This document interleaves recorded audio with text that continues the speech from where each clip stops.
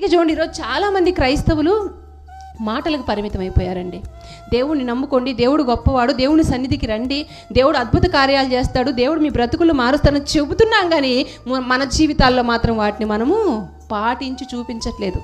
ఈరోజు క్రైస్తవ్యం అంటే సమాజంలో చాలా చులకనైపోయింది తెలుసా మీకు? గొప్ప గొప్ప వాళ్ళుగా పిలువబడిన వాళ్ళు ఏమన్నారంటే, యేసుక్రీస్తు ప్రభువారు గొప్పవాళ్ళేనండి, ఆయనంటే మాకు ఇష్టమేనండి, కానీ ఈ క్రైస్తవులు ఉన్నారు చూడండి, వాళ్ళంటే మాకు ఇష్టం లేదు. కారణం ఏంటి?